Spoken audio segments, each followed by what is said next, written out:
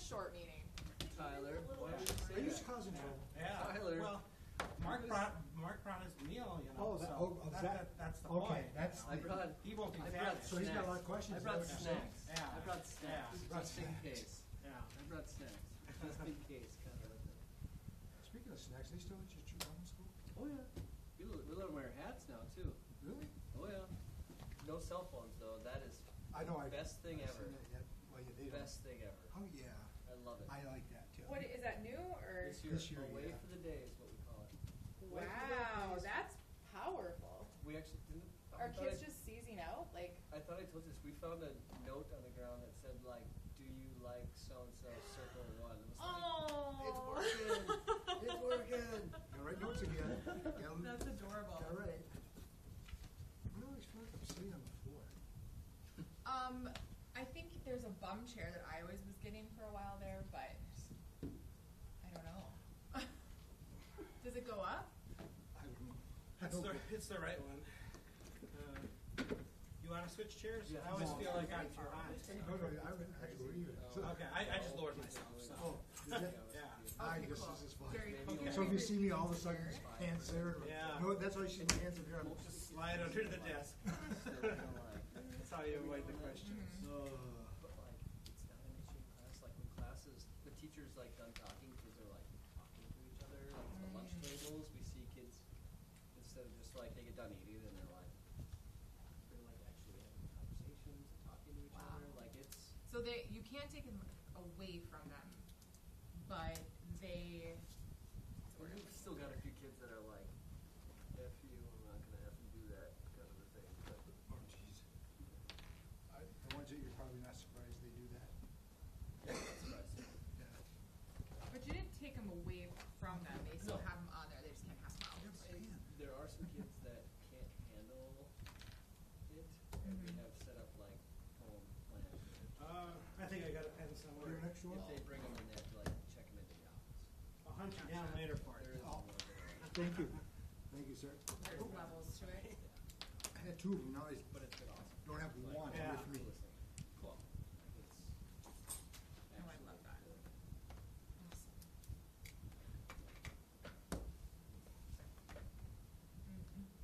Tyler, I just came from, well, we can all care, but the Blotnick Bridge. Oh, how was Packed. Like, Nice. Is it really?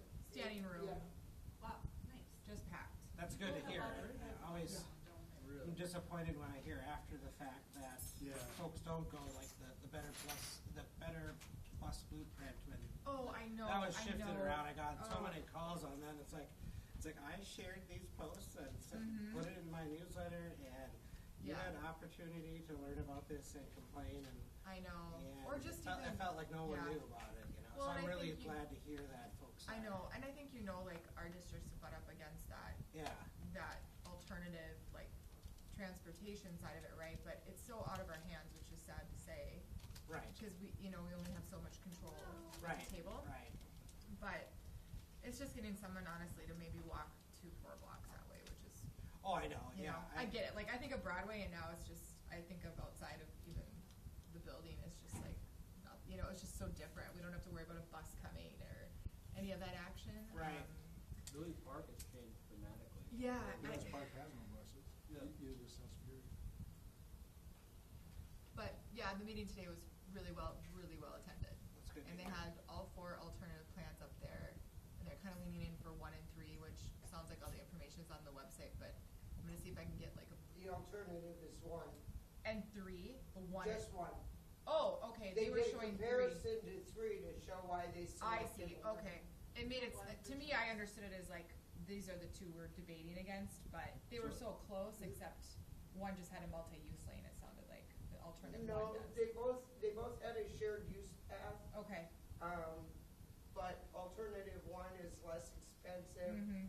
um, Yeah, it was like requires less land impacts Yeah. Is that- and are those they kinds gonna of use- things. So, Are Yeah. they planning on using the same structural supports? Or are they building it all new No, it's structure? going to be. They were because they were explaining 4 of them. They were kind of showing what they were weighing out. So then there was an idea of maybe building a bridge next to the bridge, That one's out. but I don't believe they're doing Yeah, that. okay. Kind of sounds like a repeat what what they did, was it last year? I mean, it sounds like almost the same thing. Yeah, but there were some early in the year that they had some public hearings. I just was, and I'm gone, and I Yeah. just it wasn't over the moon attended, but obviously warmer weather today. Yeah, yeah. I think people Yeah. saw it more. That's a big deal. Yeah, I saw.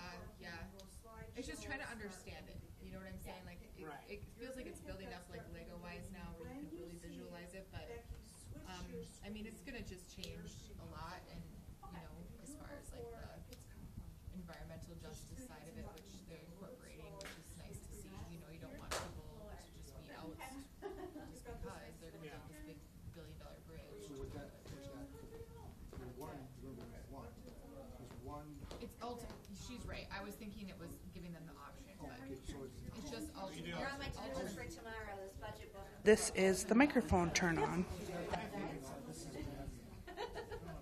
I mean, So they're calling it a diamond exchange. So like think of it this way that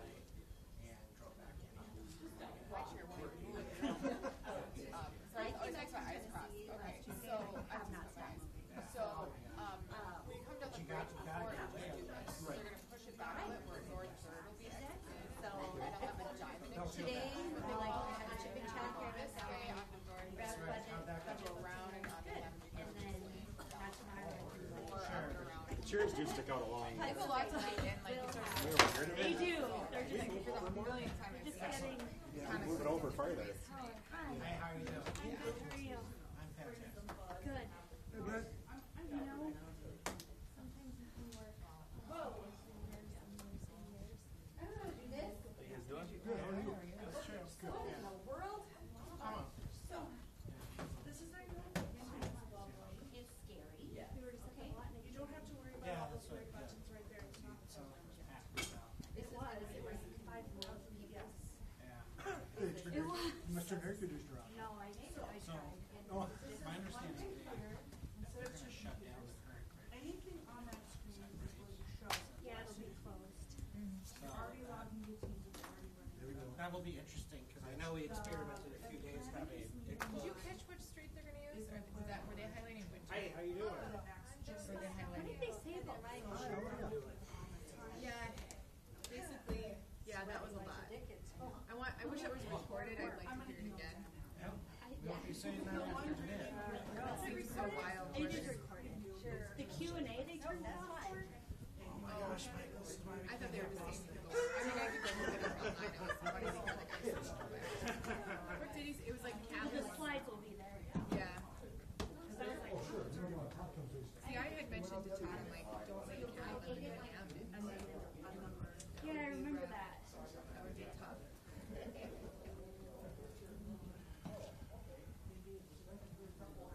Yeah. Back there. It's not my most beloved constituent in the front row. She loves me so much. Oh, I didn't notice. I mean, I feel like I didn't really recognize a lot of it. I recognize the businesses and stuff. Okay. We'll chat about it. Don't worry about it. Yeah. Yeah. What, hit the back button? Is your decision to move me down? Right.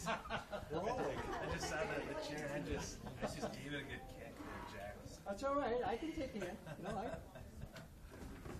Ooh, Yeah. This is up. that's probably yours. Yours on the left. This one, you want this one? Well, I think it would be more thin. I already talked into it. What's that? Have you? I already talked into it. Wow. Did you get two use up the mics. whole time, or you got you let's save a little? There's I don't know, maybe a minute left. Okay.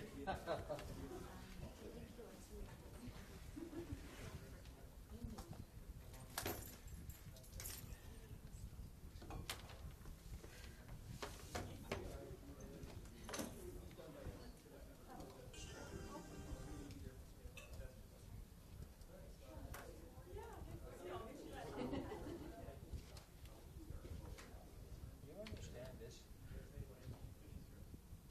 Building is A, B, and C.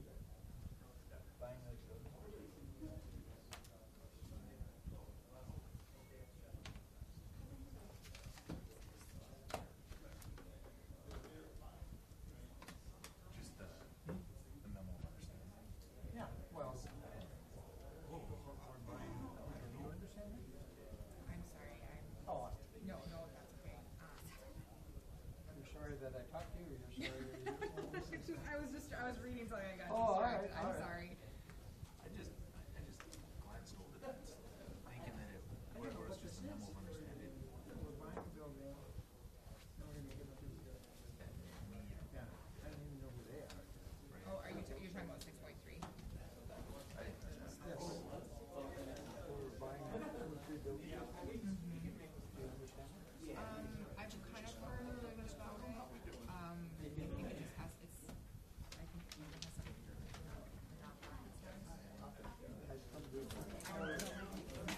like a non-profit status. Yeah, I mean, like the way that it's, the way it's set up. And NAMI, $700,000 we're giving. Plus on the financial, they have the grant. And their biggest asset was $150,000 they got from somebody, and I'm assuming it's the city, because they gave them money. I know that this is part of that non-profit. Right. Yeah, so I don't know if it's just because the money's there. All right.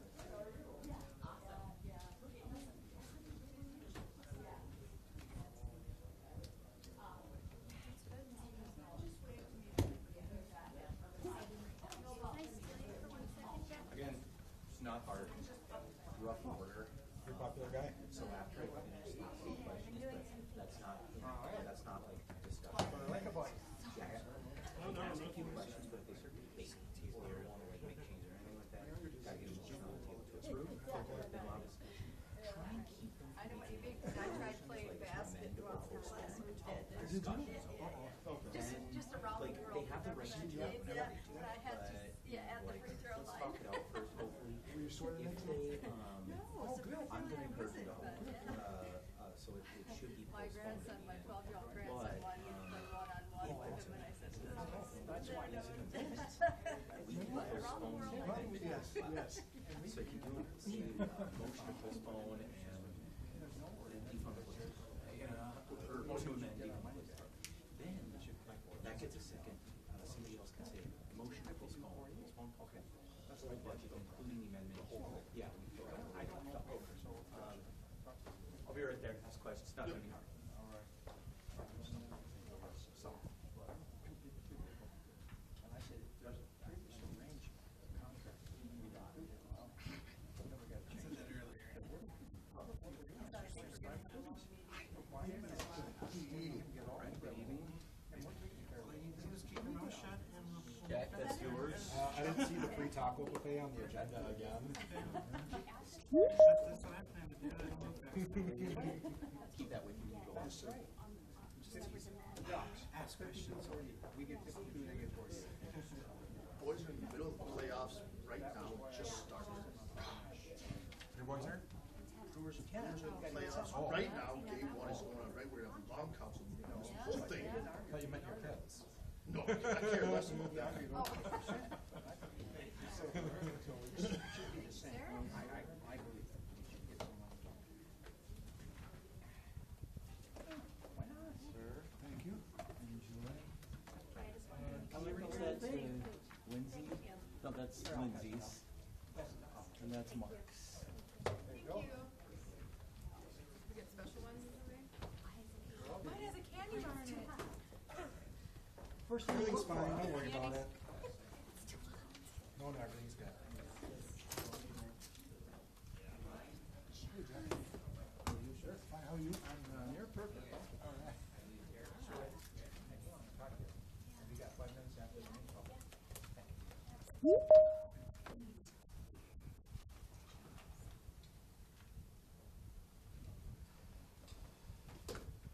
Oh, geez. I got mine autographed, did you? I'll give that back. I was gonna attend the autograph session after. Oh, okay, okay. Have my little note. Yeah.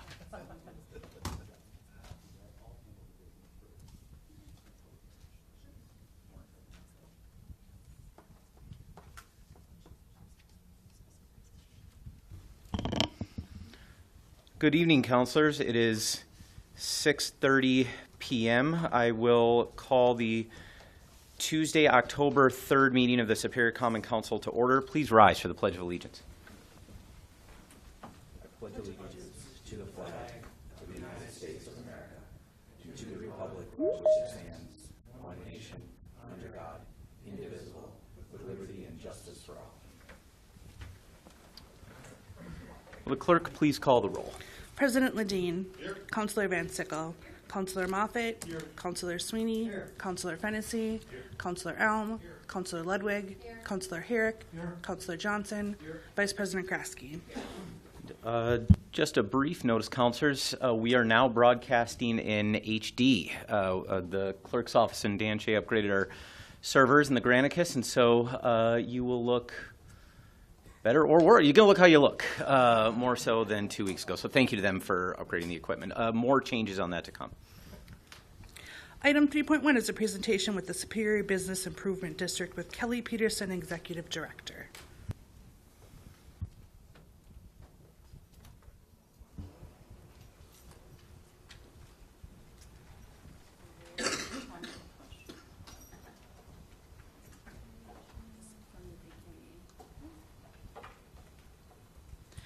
Well, good evening, and thanks for having me. I know you have a pretty heavy agenda today, so I'll make this really long. Just kidding, short. I know. So I'm Kelly Peterson. I think I've met pretty much everybody. We've had conversations. And it's been a little over a year and a month that I've been in the position. Our mission and our vision still remains the same, that we're here to advocate for the stakeholders, sustain, promote, and enhance the district. And we're doing so in ways that we hope are fostering unique and quality investments that make the district a desired destination to conduct business, shop, dine, and find entertainment. I will not read all of that. The gist of this is just making sure that everybody knows that that this is a levy-based. $2 for every $1,000 goes to the bid for all the services, and following our mission and our vision that we noted on the previous slide. We were established in '89. 89 blocks is where is our geographical distance or geographic amount of space that we take up. In Superior, we're the largest in the state of Wisconsin still. We have over 300 businesses. We have our board of directors and 2 ex officio members. 51% of our board of directors is made up of required to be commercial property, and we do meet that requirement. I think everybody knows this kind of stuff. The map, I just want to make sure that everybody knows how long it is and how far it goes. So from 21st up to 8th Street, if you stand on and looking down on Belknap from Keyport all the way down to the new China restaurant down by Hill Avenue. It's a full block on either side, and you can see it's thicker, of course, up in the Tower Avenue district. This was a year of transition, so we're really focusing on what we need to support our stakeholders. Support staff, as you know, a longtime staff, Jody Rochon, retired earlier this year. I get frequently asked, when am I replacing that position? And I'm still evaluating. There's not a great need for some of the services. I have a pretty good experience with a lot of things. I can do a lot of our social media, taking a lot of our marketing, and outsourcing our financials with the help of Nick for greater transparencies. And we're still in the midst of having that process evaluated. And I'm looking at everything, looking at our communications, our promotions, looking at any inconsistencies that there may have been, and shoring those up to make sure that we're better, have, again, for greater transparencies, and making sure that we're here for our stakeholders. Working with the board after coming out of COVID has been a fun experience, especially our committees, getting people to understand that they need to come and see. I love to see people's shiny faces. It's a little difficult still with that, honestly. We do have virtual meeting options also, but for some of the conversations that need to happen, it's best when they're face-to-face. So we're still working on that. We're reviewing the grants that we do have. We have the sign guide, or the sign grant, and the matching stakeholder. We increased that again this year, over $5,000. In 2022, it was increased an additional $10,000, and that really made a big difference. We're looking at the sign and guidelines. It's been a while since they had been updated, so we want to make sure that we're utilizing the best that there is out there from either from Main Street programs or from other, just identifying what needs there are and how to make them better. So that's something we're working on still. Economic development, and that's priority number one. A lot of businesses have been, were started in 2022, and we want to make sure that they're thriving and able to grow. And then offering new services and additional services for people as they're beginning their business journey. Some of the things that that I've participated in, there's a lot there, but really it's being a liaison, if you will, or an advocate. Not every, especially small businesses, they don't have the opportunity to attend all of the meetings, read all the notes. So if they have questions, I'm here to help them.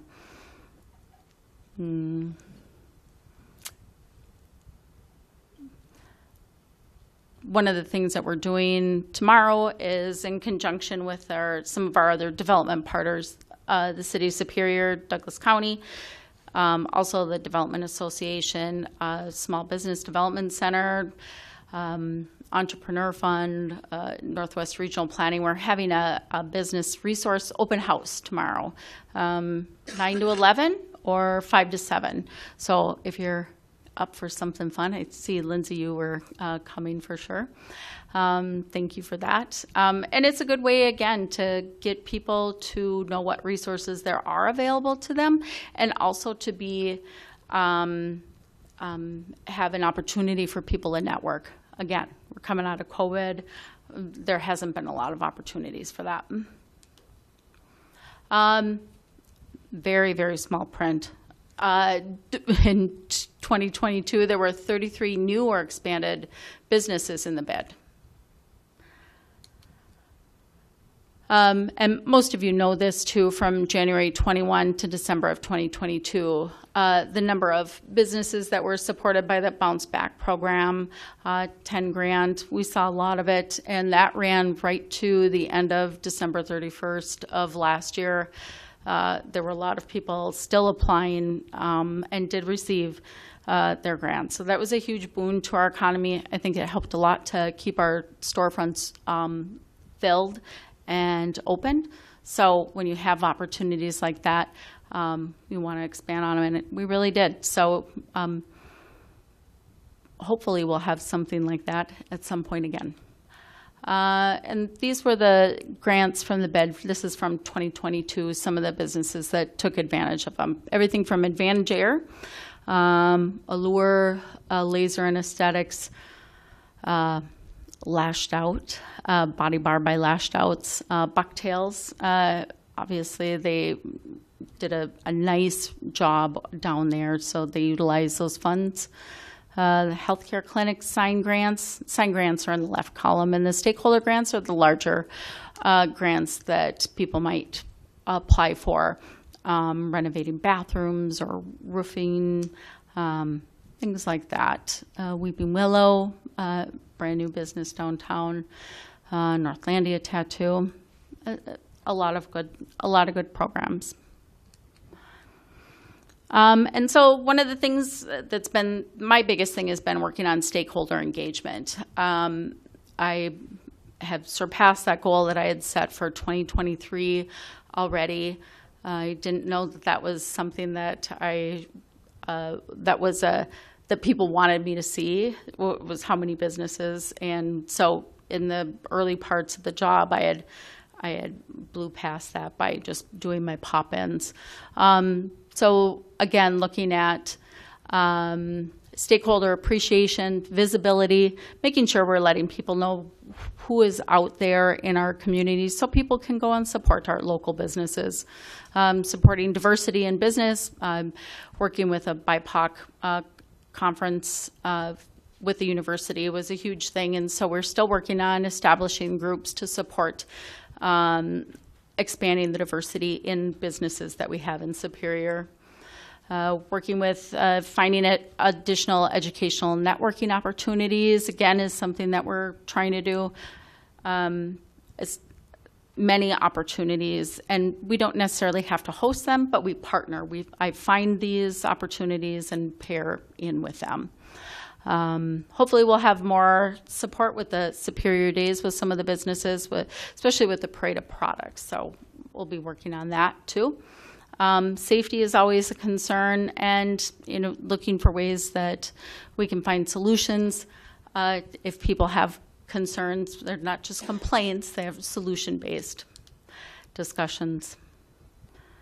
And engaging in the community. So we have our last few days of the farmers market. That's tomorrow and a couple more weeks. And just some of the other things that we're supporting. And then beginning, of course, we have our fall promotions, our Flannel Friday, Platter Day Saturday, and Spicy Sunday. So the first week of October, just really celebrating fall and letting people know what kind of wares there are in some of the retail shops and other community events that we have. Bid bucks, I always thank the city for participating and using our bid bucks for employee wellness things and for some of the recruiting and retention efforts that the city has. We have a lot of people that will just buy them too and use them as gift cards. So we have a great program that we're using to record them and keep track of everything. And then this has been a fun part too. The Where in the Bid is Kelly Peterson. So if you're on social media, please like our page, our Facebook and Instagram. I like to go in the businesses and kind of hide, and people guess where I'm at. It's one of those weird, quirky things that's really been building a lot of questions and communications about what we have in the bid. Oh, we don't need to see that. And anyway, just playing and making things fun too for the businesses. A lot of people have a lot of stress, and let's just get the work done. But we're going to have a good time doing that. And you can get a hold of me anywhere on all my socials. There. Any questions? Anybody want to ask me anything? Questions or comments? If not, I want to thank you very much for joining us. Well, thank you.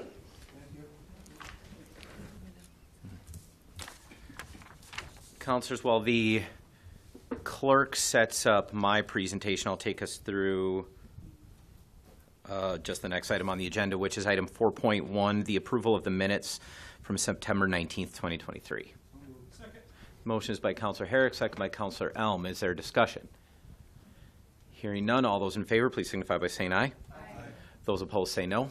The motion carries. Item 6.1 will be my report, but I will defer that to item 6.2, which...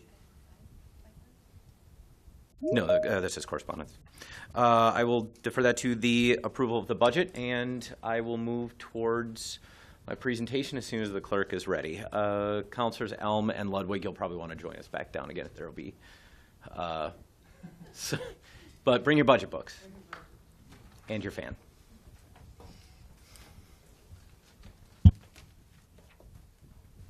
Councilor Ledeen, would you take the chair, please?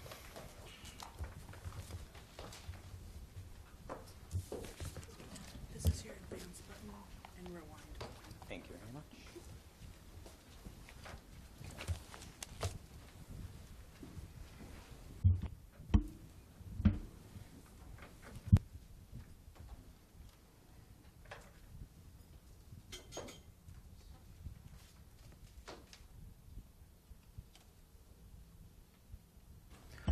Okay, Mr. President, councilors, good evening.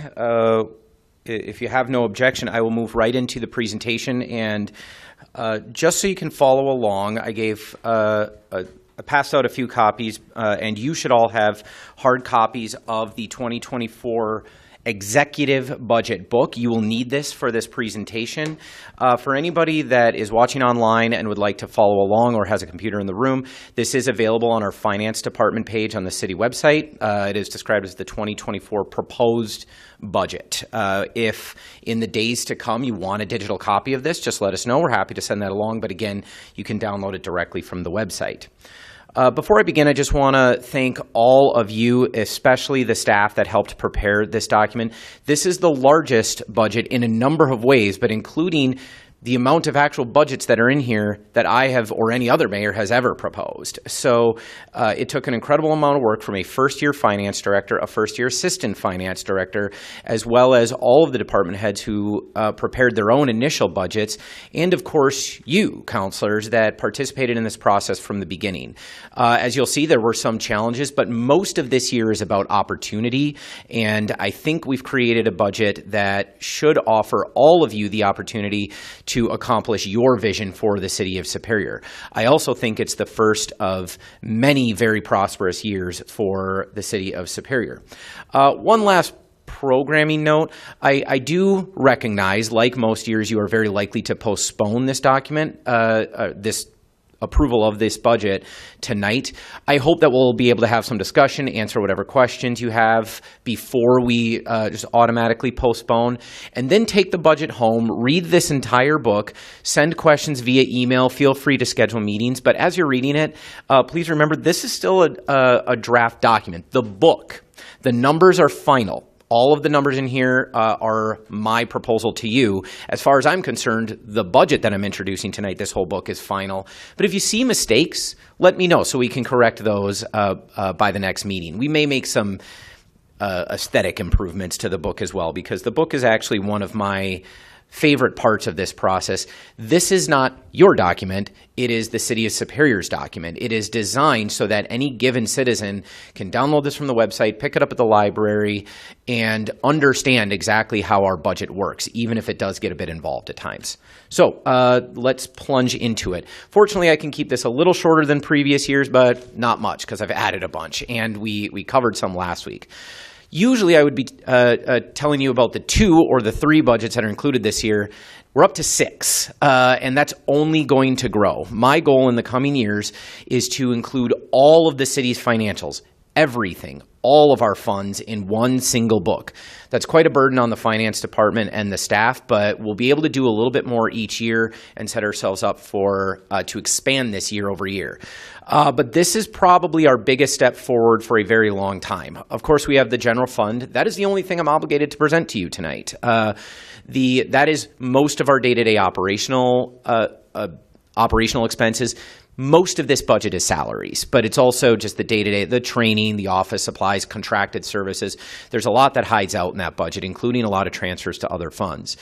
The capital improvement plan, most of you are very familiar with that now. That is our fixed purchases, whether it's building a street, buying a fire truck, improving a park. You know that document very well, I believe. It also is our projection for the next 5 years, but of course you're only ever adopting the coming year. The next 3 are our enterprise funds. You're used to seeing these very late in the year or even early the next year: wastewater, stormwater, and landfill. And so if you haven't looked at these budgets very closely, or even if you haven't heard of them, these budgets are all unique because they are funded by a direct fee: wastewater fee, stormwater fee, and of course the landfill fee. And while they all have extra revenue beyond that, that's the primary source of revenue for each one. And in each case, all of their revenue stays within that fund. We don't transfer any of that money out to the general fund or anywhere else. And in the case of wastewater and stormwater, we're prohibited from doing that. Those are very closed budgets. Nonetheless, they are city budgets. They are part of the city operations. They fund city staff and serve city residents. Finally, at your request, but I think it was a prudent one, we are including an updated ARPA or SLFRF budget, which will show, this is going to be a little confusing document when we get to it, but it will show what we adopted before, the changes we're recommending, as well as the status of those funds. That will probably require more regular updates and more frequent updates as we get closer to our deadlines. By the way, councilors, feel free to interrupt if you have questions, but we can come back to any of this. Most of you have seen this before. The process begins very early in the summer, really late spring, where the finance department starts generating the revenue assumptions. This is a very technical and challenging part of the budget. You do have revenue sheets in your book, but most of those are generated by the finance department based on past performance and some support from the Department of Revenue at the state of Wisconsin. Then we do the fun part where you submit your priorities to us, as well as the department heads. They play a very critical role in this. In fact, most of the new proposals tend to come from them. They say what they think would better serve the citizens within their own departments. And then we submit all of that to you in our priority setting session to try and build some consensus going forward. I'll say now, that didn't develop quite as much consensus as it has in previous years. And I think part of that is because in almost every previous year, we've really been looking at building tight budgets. There was very limited revenue. And obviously there's limited revenue every year, but we had much more revenue than we usually have. And so it really kind of changed that process. And I think we'll look at some alterations next year. In the middle of the summer, the department heads prepare their individual line item budgets. You will see the final product of that work in your book beginning on page 34 with the city council. And they build it line by line, and then over the next month or so, I meet with all of them, and we review line by line these expenditures, compare them to the spending of the previous few years. We look at what they are actually spending it on, and everybody gets to learn a little bit more about their budgets, and it's one of the more illuminating meetings I will have with any given department head. Now, those meetings were in July and August, but they are so detailed that I think you should be able to ask, and I hope they're up to the test, and me, you should be able to ask any one of us about specific line items and budgets, and we can usually come give you a pretty good answer at this point. That's not always true, but if you want to dive into these line items, even tonight, I think we'll do a pretty passable job. Won't be able to answer every question, but we'll be able to find it very, very quickly as well. But if you do dive into these line items, you'll see again, beginning on page 34 and going all the way to page 115, that's the work of about 1 month, and you can see how involved this process really is.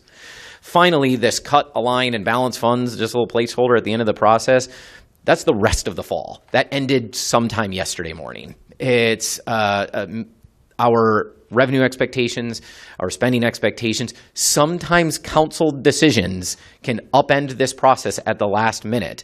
Later in this meeting, you will be asked to support a new building inspection position that was not in this budget 2 weeks ago. And so this is a very dynamic process going up to the very last minute, which is now. Okay, in the past, I've asked the finance directors to take us through the debt profile, but I've put a special attention on this the last 2 years. It's been one of my specific priorities. So write down your questions. I'm going to try and take us through this because I feel pretty strongly about it. And I think a lot of you are coming to learn quite a bit about it, and it's a special interest of yours. This is our debt profile is generally the picture of what we owe. And starting at the top, well, on this slide, you see 3 different types of debt that the city holds. The first is the one that most people think of when they think of city debt, the general obligation debt that is paid out of the general fund, but almost always pays expenses in the capital improvement fund. It buys something. If you want to build a fire hall, if you want to build an especially involved street, if we want to buy a lot of fire trucks and police cars and parks, but we don't have enough money, we borrow, but that is paid back via the general fund and with a tax levy. So the second is the tax increment bonds. That is limited simply to the TIFs, the tax increment districts, and paid by those tax increment districts. Now, on the whole, all of our TIFs are healthy, and a TIF should be capable of paying its own debt back, but there is always some risk that it can't, and then it has to be bailed out. Usually that is by other tax increment districts, rarely by the general fund, but ultimately bonds must be paid back, and that is the underlying risk of any given tax improvement district. That said, we are not paying any debt service onto debt. Correct? Right. Out of the general fund. Finally, the business type funds. It's a funny word, but I want you to remember this because it could be part of our conversation involving Connect Superior.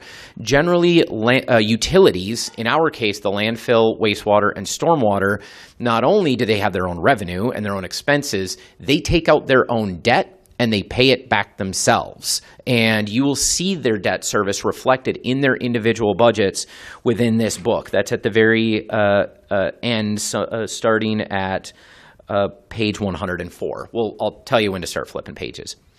And you see the amounts for each of those debts. By far, our largest amount of debt at the end of last year was in general obligation debt.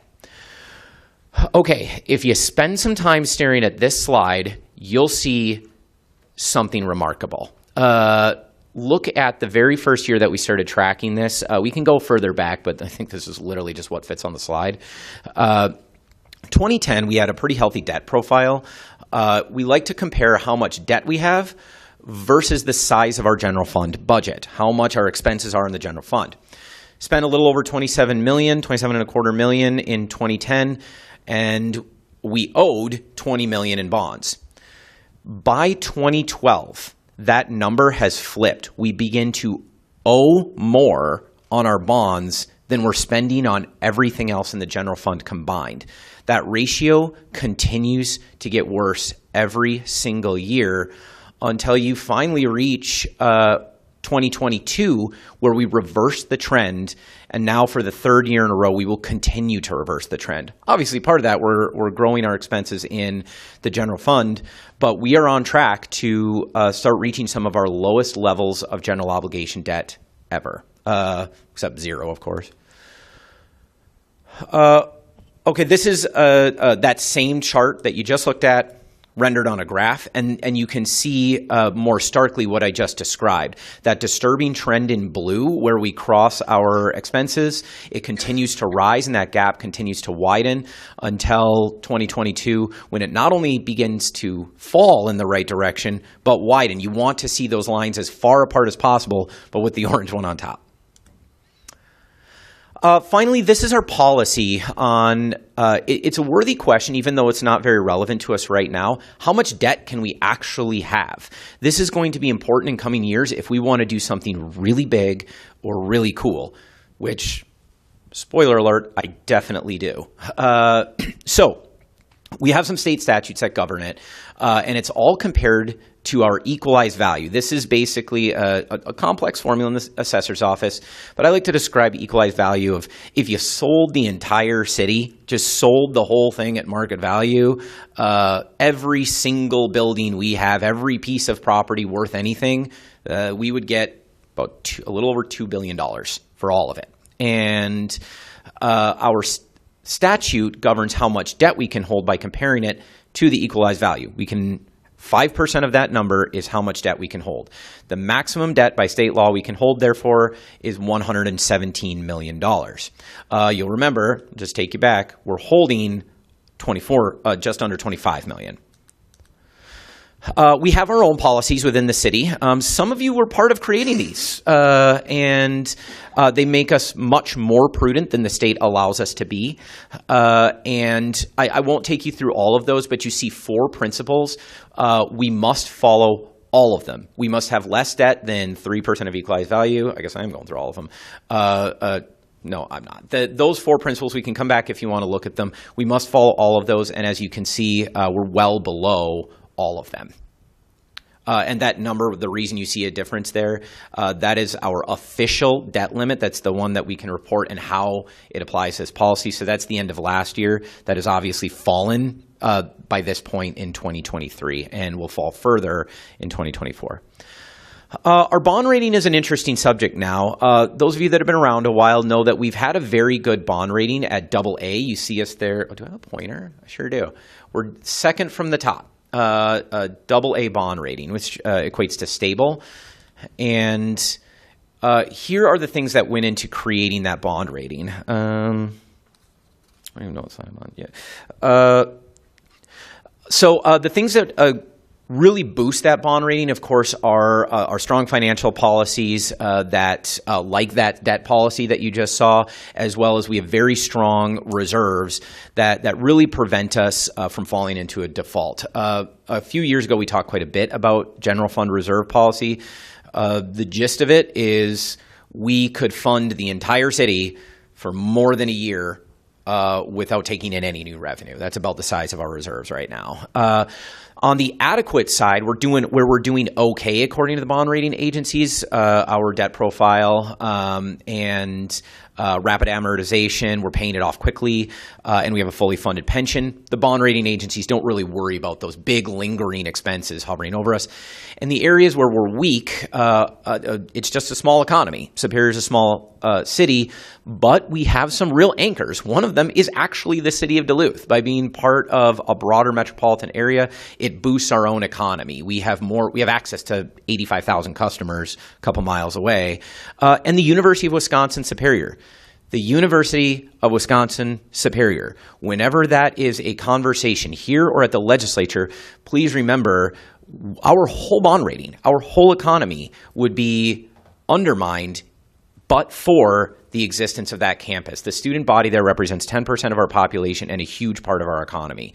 Now, you might disagree with some of these things on here. We have advanced meaningfully in our economy. We have even better debt structure. The reason we're not improving is because we're not taking out bonds. So we get our bond rating when we ask to borrow money. And we haven't been asking to borrow money. So technically, we don't know what our bond rating is because we haven't gotten one in a little over a year. It'll still be a minute, but we have no reason to believe that has fallen. In fact, I don't think we're likely to hit AAA anytime soon, but we're closer to it than we have been in years past. Okay, let's move on to the construction of the general fund. At this point, if you want to start following along, you'll want to go to page 29 in your books, and we'll do this a little bit interactive from this point on. Starting here are the results of the priorities-based budgeting for the general fund priorities. We have the full chart with all of your priorities in the book, but here are your top priorities, and you'll see the top 4, as I mentioned last week, are funded. I'll come back to the things that aren't funded in a minute.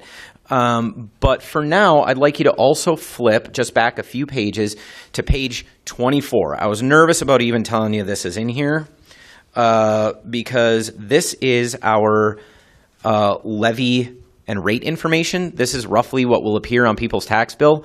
The vast majority of this page is not true. It is estimates, and they're very wild assumptions because we have no clue what any of these other taxing entities are doing.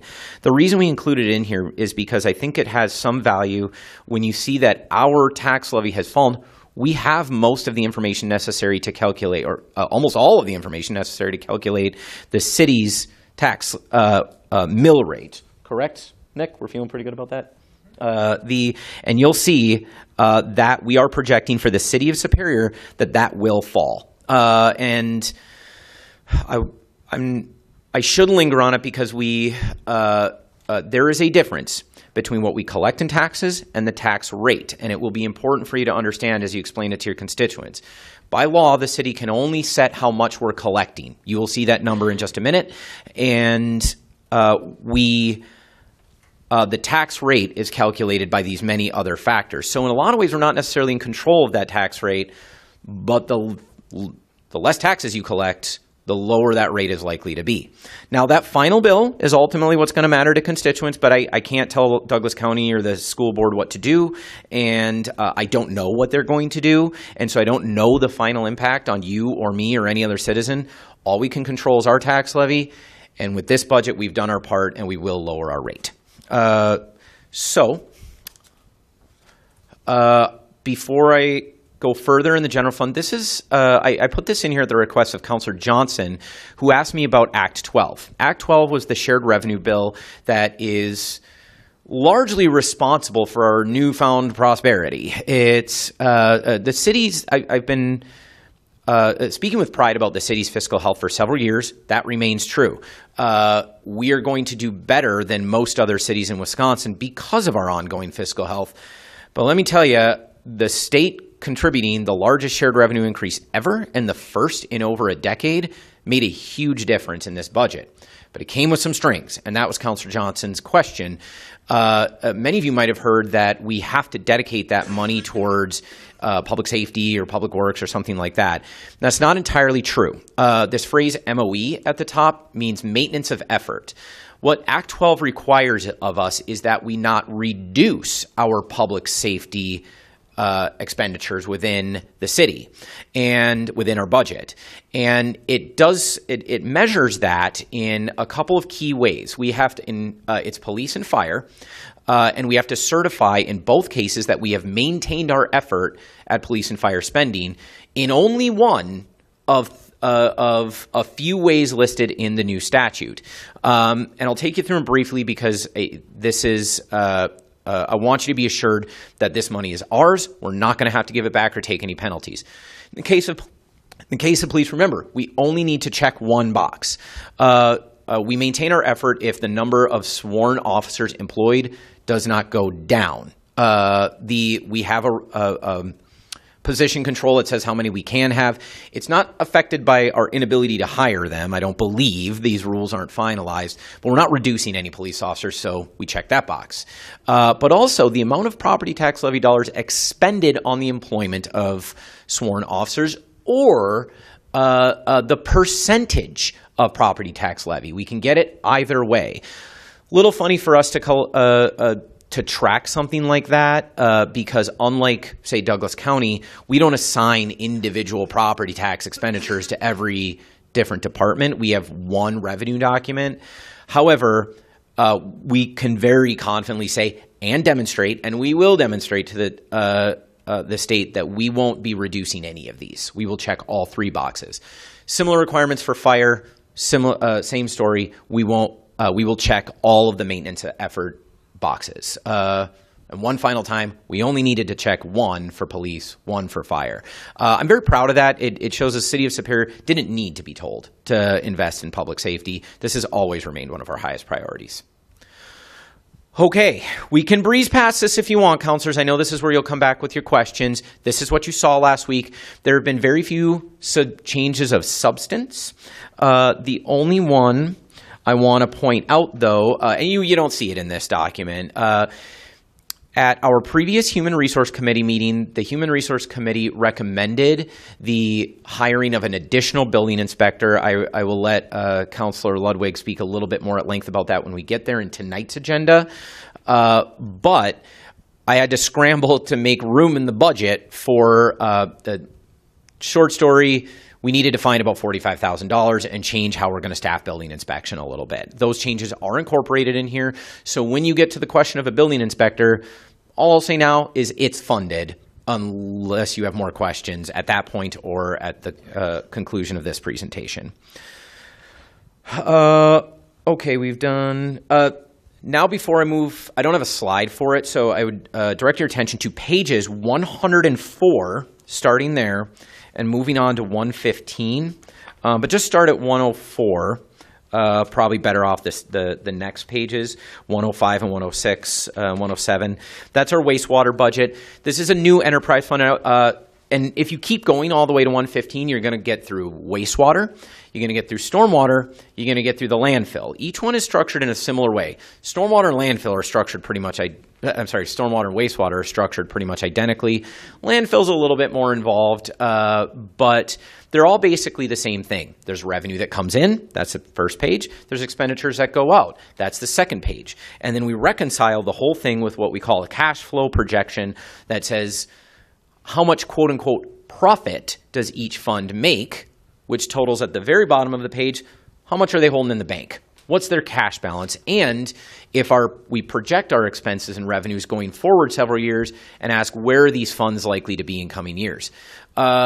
Plenty interesting in these documents, and I look forward to any questions you have in public or in private. But the landfill, I owe you some transparency. The projections might be a little spooky to you because we do have to close that landfill, and to make these numbers work, you will see a projected landfill rate increase in the coming years. It's not projected for 2024. Rates will not change in 2024, according to this budget anyways. Rates are always set by the council, and there are many, many, many decisions to be made before we get to that point, and potentially a lot of options that could mitigate rate increases. That's a very involved council discussion that will take years. That is something that we had to put in our projections. And again, projections are not a budget. The only budget you are approving in any of these is for 2024, nothing beyond that. And I know that can get confusing, so feel free to ask questions on that particular subject later. But I'll otherwise move on from the enterprise funds.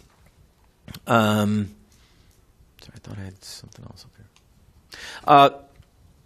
here. Before I move on from the enterprise funds, again, it's important to remember that when you adopt this document, whether it's tonight or in 2 weeks or in 4, you are adopting the whole book. All of these funds, I mean, you're adopting the description, your own bios in there. Everything that's in here will become law. Most of it isn't actual law, but it does direct the administration.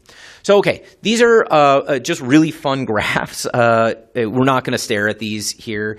They are on pages 26 through 31. I just wanted to show them to you because they are in your book. You will find them very helpful in communicating with your constituents. And we always do this because, where's all our revenue going? Director Reinhardt and I have talked about cleaning this up to make it make a little bit more sense because it's really hard to read, even in your book. The reason we don't is because you have to use terms like administration or general government, and it makes it seem everybody thinks that's where all the fat is hidden, and when in reality, it's pretty vital services like legal and human resources and just the day-to-day administration that we really couldn't run the city without. Anyways, when you get to the expenditures, my favorite graph in the whole thing, and I hope it'll be yours too, whenever somebody asks, where's your tax dollar going? This right here, this page in your general fund book, we can give you the actual slide. This divides it up, how much of every given tax dollar or where all of where your tax dollar goes. It's divided up this way, so you see what you are paying for. Obviously, things like city council don't cost that much. We can afford to have a city council. We definitely you can see the very large expenditures of police, fire, public works really dominate this budget. One thing though that it's very hard to see here, I will point out, right up there in like 4th or 5th, depending how you score these, is debt service. So as proud as I am of the trend in our debt, it's a huge expense in our general fund. We're paying more than most departments towards just paying down debt. And I think it speaks to why it's vital to reduce that. We shouldn't have zero debt. We don't even have to have a small amount of debt, but it shouldn't be one of our largest expenditures. Okay, this is exactly what I talked to you about last week. Again, happy to answer questions. These are the new things that will appear in the general fund budget. We are reducing the levy by about $80,000. It is the largest levy decrease we can find. We will collect $80,000 less, a little less than $80,000, less than last year. I am budgeting a 3% wage increase. That is not the city for non-union employees. That's most city employees. That is not the same as proposing. The Human Resource Committee and you will adopt the actual wage increase. But that's how much I'm budgeting for. There are new staff. We talked about those. Community response specialist in the police department. An additional, that will be our second. A buildings and grounds superintendent to help with maintenance and organizing our repairs and construction. And an expansion of our parks crew by several staff. Increasing the library allocation to give them fair wages and to allow them to hire a part-time social worker to work within the library. Dedicating the dive team funding, funding some firefighter physicals we haven't funded in the past, and of course continuing to reduce our debt service, which you can see as a line item on the general fund. CIP, getting there, I promise, counselors.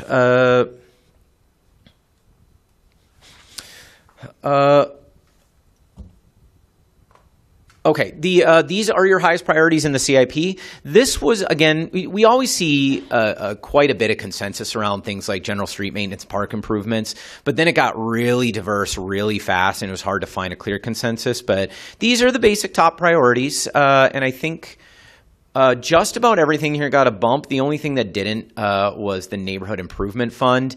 That fund was basically looking okay, and even as we have added more expenses to it.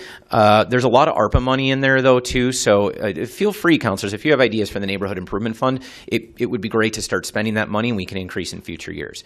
Before I go on, I'd like you to look at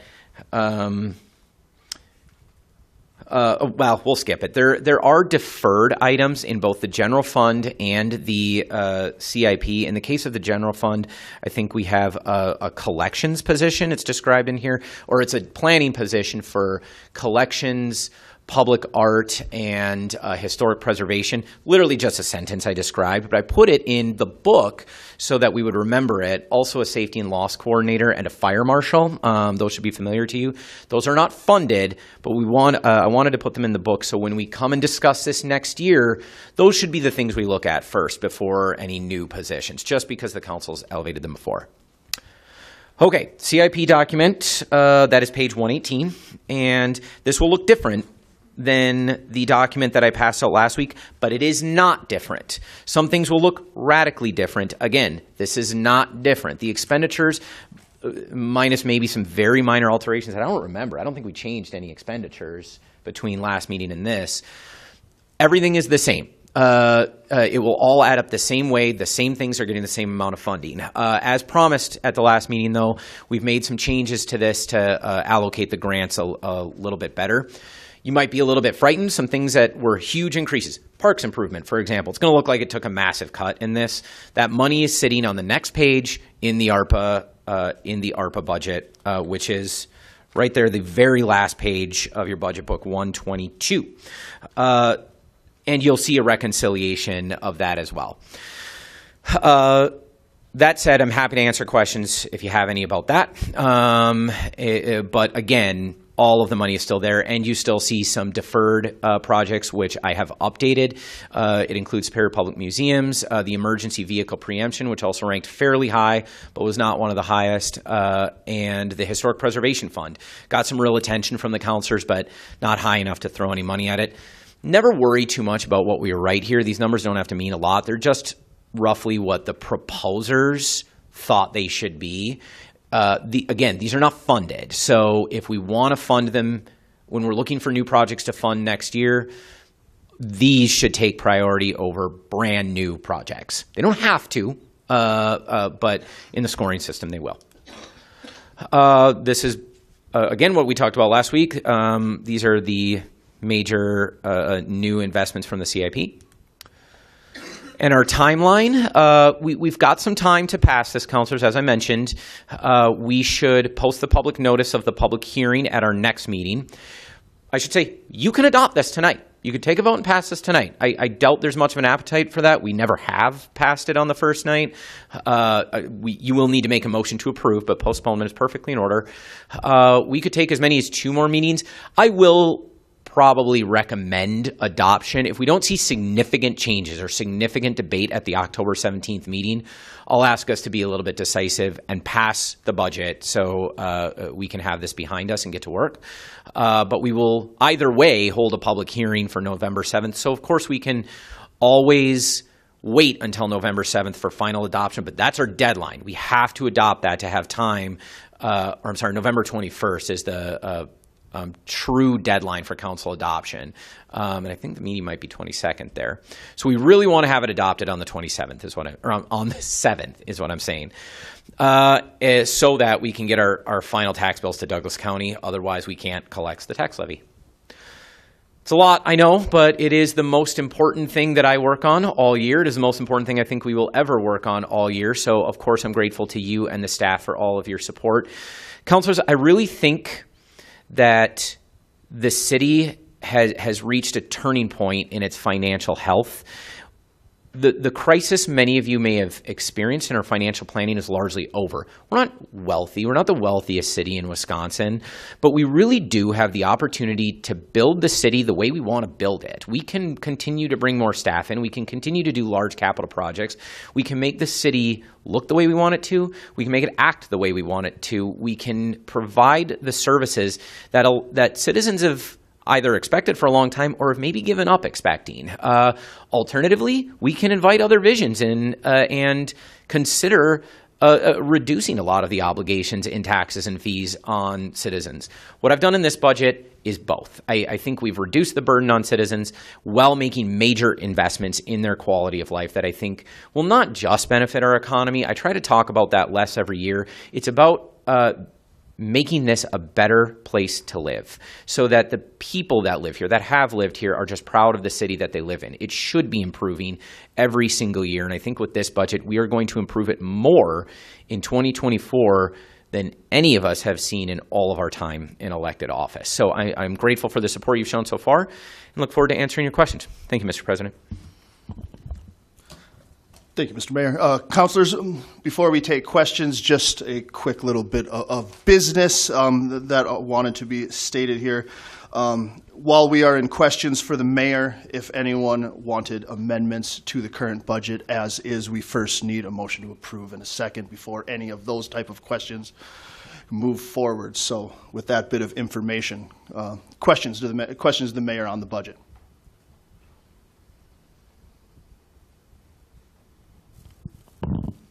Councilor Fennessy. In one of the first slides, there was a slide that said about the enterprise fund and at $9.4 million in debt, I think. Yes. When I'm looking at the budget, and maybe it wouldn't be in the budget because that's more just the expenses. But do you know what that makeup is? And I guess if you don't know, is it wastewater, landfill? Oh, that's a good question. Like, what does it divide? How much debt is each one holding? I don't know that. We could get it, but an easy way to calculate it would be to look at at least the percentage is to look at the debt service, and in each of those budgets, however much we're paying in debt service, total those three numbers, and whatever their percentage of the whole is tells you how much each is holding. So you could calculate it right now if you wanted to, but I think the landfill's probably got the most debt. Does that sound right, Nick? It's fine. I don't need the answer yet tonight. I didn't know if you knew that off the top of your head. Yeah. The way the budgets function is they describe debt service, what we have to pay in any given year. Yeah. So the debt is just an accumulation of bonds, but that's probably a pretty simple worksheet that we can email out. Okay. And then between the proposed budget that you had. Most of it is wastewater. It is wastewater. Okay, thanks. Between the proposed budget that you did, or the draft of the budget that you did last week or 2 weeks ago and today, what are the highlights of it? The building inspection position was probably the most significant change, and that shouldn't impact it too much. All we did was try to make sure that both positions were funded. But part of the funding for that will involve future staffing decisions. And in the digital documents I sent out of the budget, you'll be able to find in the tab, there's a or maybe it's not on the salary and benefits, but we saved some money because there is a part-time electrical inspector that is not filled. So let me back up. To fund the building inspection position that you'll be asked to approve tonight, we needed to find $90,000. So 45 came from not filling the commercial electrical inspector, which is currently vacant. That's part-time. The remaining 45 came from the assistant chief building inspector will promote to chief building inspector, but we won't be moving somebody into the assistant chief position. So that's a savings there. A lot of the rest there was a minor transfer back that we had made from the transfer to the IT fund. The finance director in his projections projected that very aggressively because it's been growing. But the way he explained it to me is he may have projected a little too aggressively, just kind of padded it. And so it was projected, the previous budget, we had projected the transfer to the IT fund to grow by much more than it did last year. So there was a little bit of room. And by that point, we were talking about like $13,000 we needed to find. Very minor. It basically moved some money around in building inspection so that can be funded. And that's about it. Okay. And then the last question, I think we kind of touched on this last week, or 2 weeks ago at the last council meeting, on the SLFRF budget. Can you just clarify the recommended shift that you're making? It looks like you're recommending shifting 1.2, almost $1.3 million in police squads over to Connect Superior. Yes. So the reason we didn't want that funding police squads is because we're still not entirely sure when we're going to get those police squads, and at some point we get stressed about the ability to spend that money. And so we have every intention of still funding police squads at the level we promised last year. And so you can see that funding in the capital improvement expenditures overview. It's on page 119. Be under essential projects towards the bottom, revolving capital equipment and purchases. You see police squads and other tech. That is all of the funding for police squads. Regular CIP money will pay for the police squad. So there's no reduction in spending, but the CIP can handle paying for that. So we took that money that was the grant money that was going to fund it and moved it up to Connect Superior. You could look at it two ways. We either found the money in cash to pay for the police squads, or looked at another way. You could say the CIP has enough extra money this year that we can fund the $2 million for Connect Superior. And you felt that if that's the case, we had the money in the CIP. You felt that was the best use of that almost $1.3 million is to put that into broadband, and not in any of the other park improvements or historic buildings, any of that. You felt that was the highest and best use of that 1.3? Yes, absolutely. I think the budgets are comprehensive documents, so every expenditure in here, I believe, is the appropriate amount because all of this matters. All of this was relatively high priority.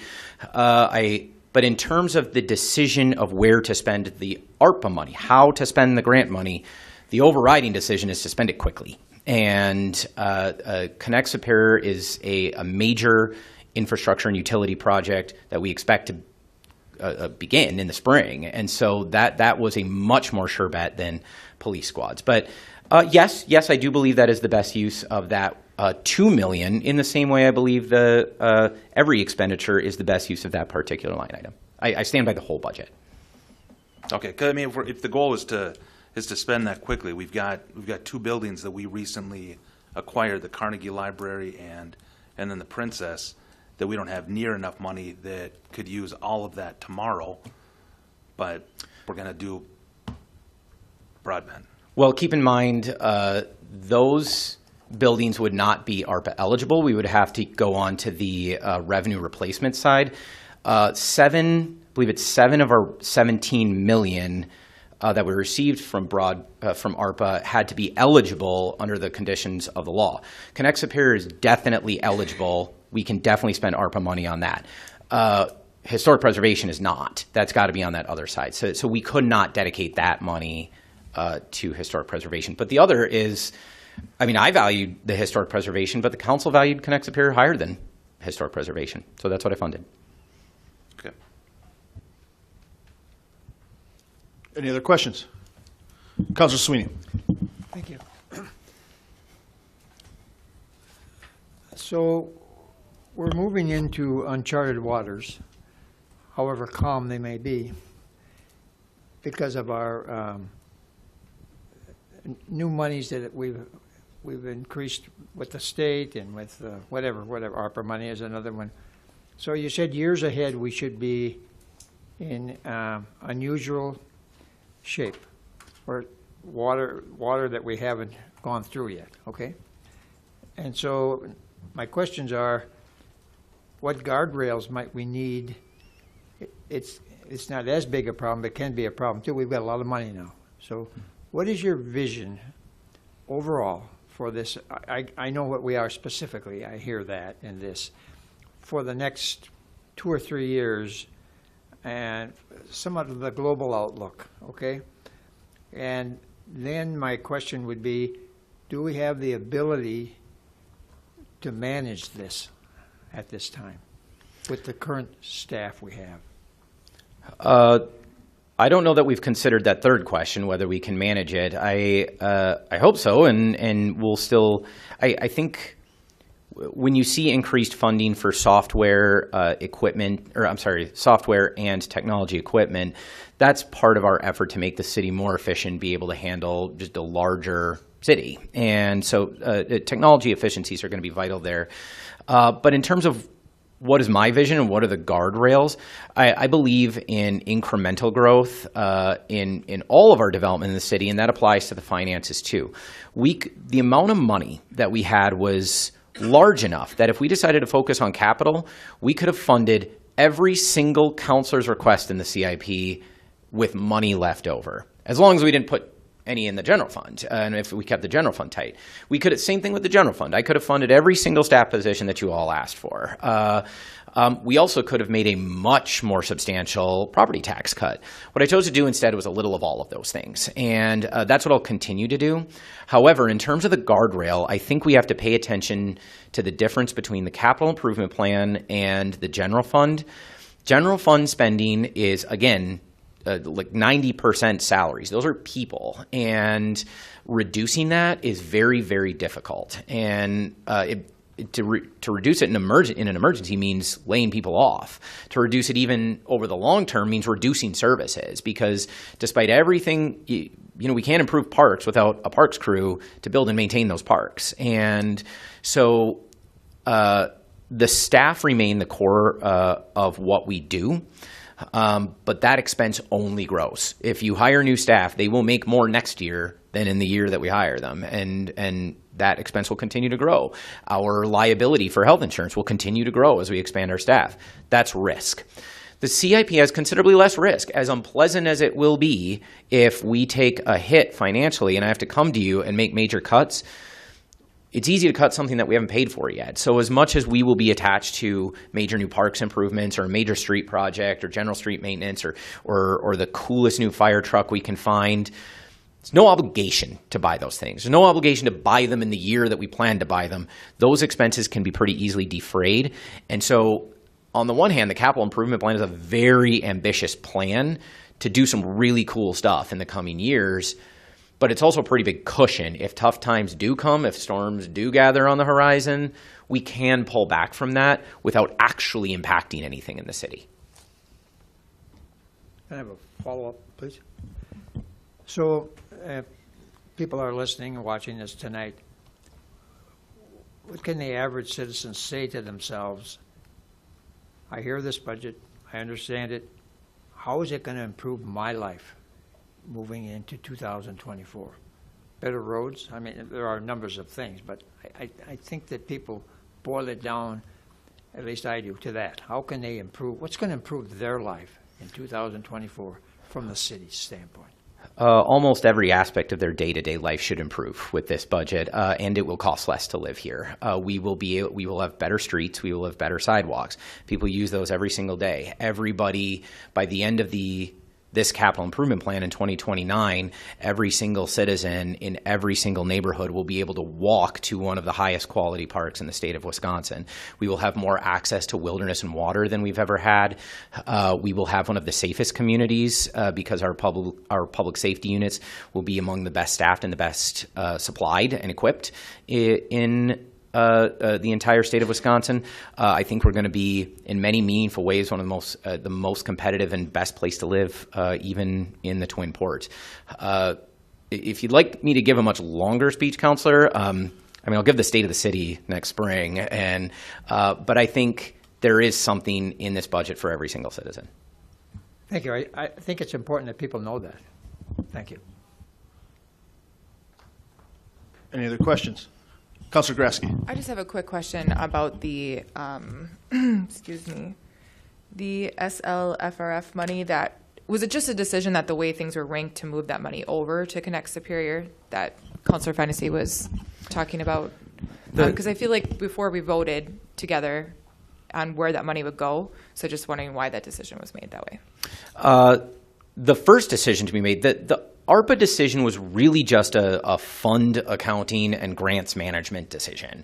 The main decision that I think you should be focused on, the Connect Superior decision, was to put another $2 million into Connect Superior. So when you look at the CIP, we originally funded Connect Superior with $5 million, which we thought should be pretty close to what we need. It's what we projected we needed for phase one of the project. Phase one is now fully, well, it's the neighborhood is chosen. It's got its high-level design. Engineering will come next. It's been a couple of years. It could cost more, and even if it doesn't, we want to do phase two. So the decision was to put more money towards Connect Superior. Using ARPA money is a way of getting rid of the ARPA money and be able to spend it on eligible expenses. So it's we have to spend that ARPA money. And as you can see on the final column of the ARPA budget, not all of it's going out the door very quickly. And so we will have more decisions than this to make in just the next couple of months.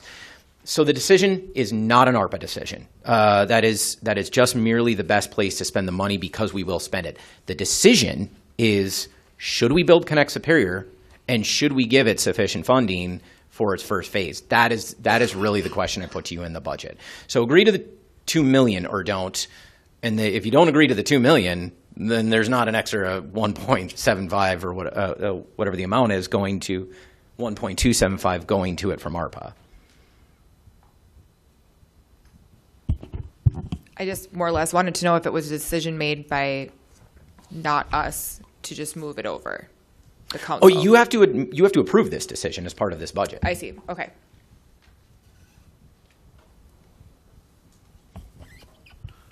Councilor Herrick. Yeah, just a quick question. Is there a correlation between the increase in shared revenue versus maybe the lottery credit that the citizens will get? Do you know if there's any connection there?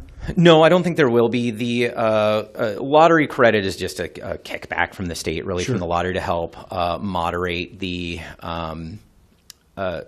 tax levy in the end. It's one of the final numbers we get. It's been pretty frustrating to me because in some ways, it is kind of like free money we get back from the state. It's never free, that's paid by citizens of Wisconsin and customers of Wisconsin. A lot of that is spent here in Superior, so we ought to get a piece back from it. The problem for us is we make a projection of what it's going to be, and sometimes it comes back lower than we projected, and so that's always a little frustrating. So I guess pun intended, you just hope to get lucky with that number in the end. All right, thanks. Councilor Sweeney. This is my third and final question. As many as you want, On Councilor. page 27, where it lists all the revenues, starting with shared revenue and railroad terminal, we are as solid as we can be with those numbers, correct? Oh, yes. Okay. I mean, we're not estimating those. Those are basically what the numbers are. Is that? Yes, and that's the advantage of doing this in October. Previous years, this was presented the first Tuesday in September. But as I pointed out in the process slide, we usually start with the revenue projections. Moving this to the first meeting in October has allowed us to push the whole budget process back. So instead of these being projections, many, if not most of these, are the actual numbers. So that should be a much more reliable sheet than you're used to. Just one further question. Is the personal property tax gone from the state, or is it gone from the city? I do have another slide for that upstairs. That is part of Act 12. The personal property tax was eliminated by Act 12, but it's got the way in which that phase out will happen. I'm going to take a guess at this, but I could be wrong on specific dates. So we will collect it in 2024 as normal. Right. That will set our final rate, and in 2025 we will not collect it, but the state will give us back the same amount we got in 2024, and that will be the amount going forward. So the state eliminated the tax, but created a mechanism by which we will continue to receive that same amount of revenue. So that should not affect our budgets too much, but that has been one of the things that I have had to watch very closely at the legislature for 2 years now. Okay, okay, thank you. Councilor Johnson. Thanks. Could you, I know we talked a little bit about this, and I appreciate you putting the maintenance of effort information about Act 12 on there. Could you explain to us how the increase in shared revenue and our biggest increase in the budget ever also affects the expenditure and restraint program that we're obliged to? Yeah, another good question that I can't answer definitively. So the legislature didn't make real changes to the expenditure restraint program, but they did authorize, I'm going to get a bunch of this wrong, even the Department of Revenue is really confused with how they're going to handle this, because obviously, let me back up, counselors. The expenditure restraint program is a program from the state whereby if we limit the percentage by which we increase our expenditures from the previous year, they reward us with an extra little pocket of cash. It's usually around $300,000 or so. If we spend too much, if we increase our expenditures too much, we lose that revenue. Well, obviously, if you give cities like us an extra $1.7 million, there's no way we can keep our expenditures that low, or none of us are going to want to. And so they basically gave us DOR is saying they gave us a pass for 2024. Our expenditures can go up. Now, whatever our expenditure number is for 24, the amount you're adopting in this budget, the $35 million or so, that becomes the new baseline for 2025. We will be back on the expenditure restraint program, but we will be getting that allocation for 2024. It is part of our revenue. So it's basically a freebie for this year because we've got so much new money. So we're confident then with this budget, or you're confident then with this budget, that moving forward for 25 and beyond, that the new expenses will still be able to be within that limit within the ERP? Yes, mostly because our revenue will not shoot up like this again. We will be tied to the sales tax. So obviously, you get a good economy in the state of Wisconsin, and we can have some good revenue years again, which will lead to more expenditures. Terminal tax is still a big part of our revenue, and so if that goes up, we have more room to expend. But that's always been a part of our decision-making process. So yes, we should stabilize in our growth right now. I do still expect growth, but the ERP will be a much bigger factor going forward. And that's because the shared revenue is tied to the sales tax, and so if we see a large increase in the sales tax, that could affect our ERP. Yes, that's largely correct. And the city of Superior should be in better shape than most for absorbing those kind of things because we divide our budgets up. And so we still have a lot of terminal tax money that goes to, less than we used to, but terminal tax money that goes into the general fund. The shared revenue is tied to the sales tax by this new law, Act 12, that takes 1/5, 20% of all Wisconsin sales tax collections and gives it back to all municipalities in Wisconsin via shared revenue. If they collect more, that 20% is bigger. It will affect the expenditure restraint program. And if we have too good a year, either the state's got to give us another pass. But if they don't, we can actually offload some of that money and spend it on capital instead, and we really won't have to worry about that. The only thing that ever really concerns me is if our actual operational expenses go up by that amount. That's why I don't like to add too many staff in any given year. That's what really boosts it. Or if you did too large a salary increase, you can really, across the whole city, you can really start to affect that number. But it's a final that on the slide where I talked about cut, align, balance, that's one of those final decisions, making sure we stay within that percentage. Okay, thank you. Any other questions, councilors? Questions, comments? What is your will then with the current budget?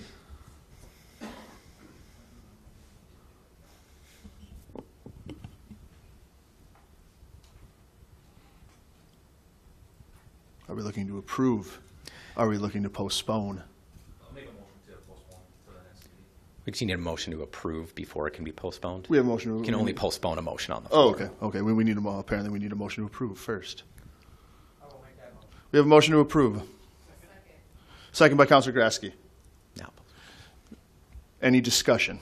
I'll make a motion to postpone this until the next regular scheduled council meeting. We have a motion by Counselor Fennessy to postpone until the next regularly scheduled council meeting. We have a second by Counselor Sweeney. Any discussion on that? Hearing none, all those in favor say aye. Aye. Opposed? Motion carries. Thank you, councilors.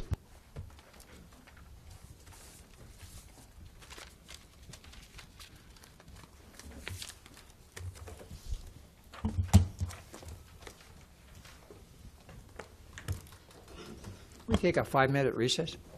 Is there objection to a 5-minute recess? No. We are recessed until 7:50 p.m.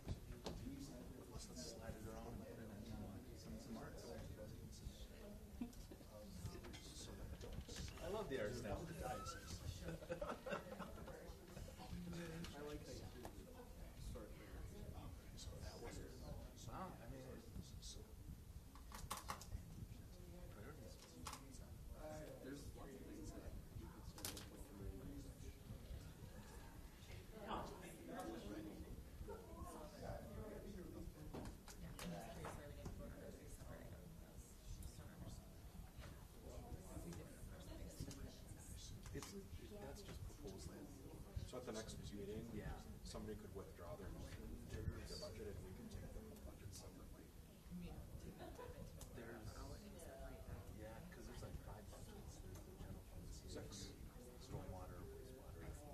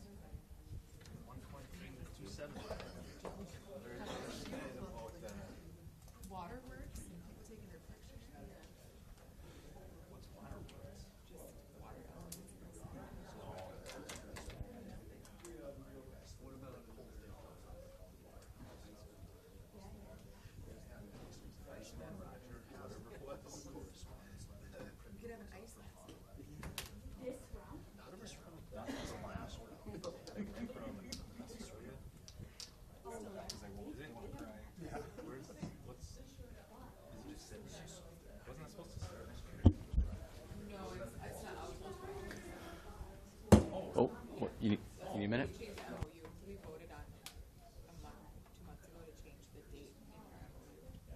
We're doing this. Councilors, it is 7:50. I will bring us back to regular order.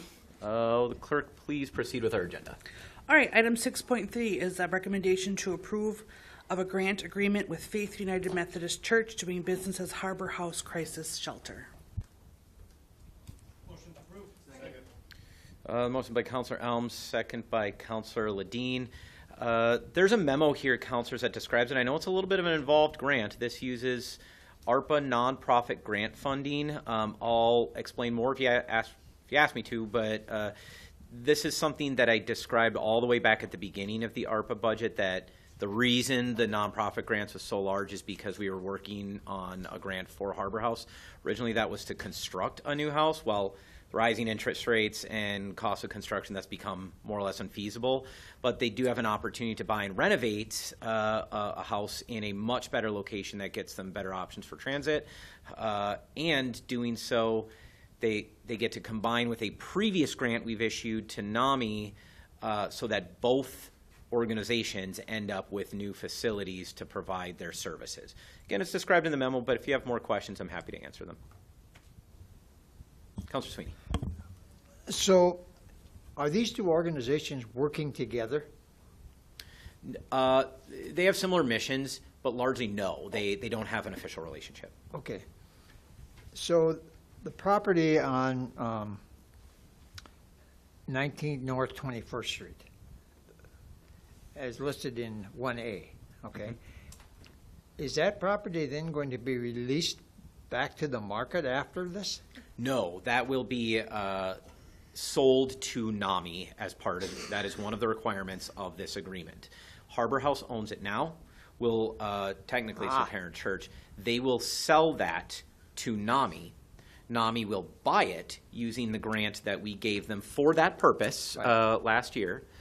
Harbor House will then use the money that they receive from NAMI to purchase the new house. Okay. We will then grant them an additional $300,000 for the renovations and improvements to the new Harbor House. Don't feel bad if anybody gets lost there. I got lost a couple of times. That was my question. I didn't realize that they owned that at this time. Okay, all right. Thank you. Further, Councilor Herrick. Yeah, and you said all this money is from ARPA? Yes, it's from the nonprofit grant fund. You can actually see that was something like 1.2, 1.3 million in total. We gave out a number of grants last year, smaller grants. We have another grant period open right now. This would just be the largest of them, and with closing on this property, and this has been in the works for months. That's why this is coming independently. All right, thank you. Any further discussion? Councilor Van Sickle. Thank you, Chair. I think I saw Ms. Bratterson on the meeting, and I just hope she could just say a few words about this grant or this process or the effect it would have on their operations. You said they were coming into town, so are they reducing buildings, or are they just changing address? Crystal Bratterson is the executive director of Harbor House.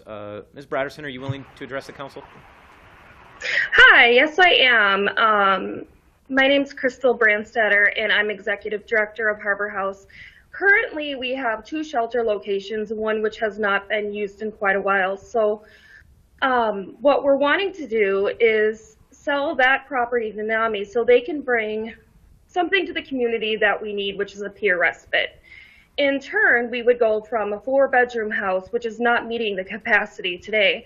As you can see, we have so many people out on the streets, just no place to go. Recently, I just talked to a mom who's pregnant, due in 18 days, and unfortunately, because we're full, I can't serve her, and that's awful. So what this building will do is expand from a 7-bedroom to a 9-bedroom once we have renovations done, and help us meet the needs of the homeless population, getting them off the street, reducing crime, and helping them become members of society who can get jobs and get into housing. Basically, meet those needs that aren't being met right now. Councilor Van Sickle, did that answer your question? Yes, thank you, Crystal. Thank you, Director Brandstetter. Any further discussion? Hearing none, the motion is to approve the grant, this is a memorandum of understanding between National Alliance on Mental Illness, NAMI, and Faith United Methodist Church doing business as Harbor House Crisis Shelter. All those in favor of approving the agreement, please signify by saying aye. Aye. Those opposed say no. The motion carries. Item 7.1 is the business of the Human Resources Committee with a meeting held on September 18th. Is there a report from the chair? Yes, there is. Thank you, Chair. At our September 18th meeting, we approved the request to fill a new full-time building inspector position. The reasons being that adding a position allows for succession planning. Planned retirements of seasoned building inspection employees over the next 3 years will cause us to lose several inspection credentials. Without planned training from within, the city will have to contract out for building inspection services and be at the mercy of outside contractors' timelines. This will create inefficiencies in service to our local building contractors and do-it-yourself homeowners. Hard to find experienced and qualified candidates. It's hard to find experienced and qualified candidates. We have been searching for an electrical inspector for 2 years without success. According to our chief building inspector, we currently have 2 very qualified candidates, so now is the time to take advantage of this opportunity to hire. With the added position, if time allows, building inspection staff could also assist our code compliance officer and code compliance enforcement throughout the city. For these reasons, I hope that you support the Human Resources Committee approved request to fill this full-time building inspection position. In our meeting, we also approved an exception to the take-home vehicle residency distance requirement. Current policy states that vehicles may not be assigned to take home overnight to employees who live further than a 25-minute response time to the municipal services building. Our new Parks, Rec, and Forestry Superintendent lives at a 30-minute response time, therefore the exception. Although the HRC committee approved the exception, it will be reviewing the vehicle take-home policy at a future meeting to see if changes rather than exceptions need to be made to the current policy. We also approved the request to fill the full-time working foreman position for ESD operations. And along with that, we approved paying step wage 10 for a temporary part-time working foreman for ESD. The ESD working foreman position became vacant as of September 17th. Due to remaining employees within the division being relatively new hires, it was decided it would be more feasible and efficient to bring back the working foreman who retired this past January on a temporary basis while recruiting takes place. However, bringing them back at the same wage level they were being paid when they retired. And according to our current policy, temporary employees are paid at step 1. So this is so paying the temporary working foreman at step 10 requires an approved exception.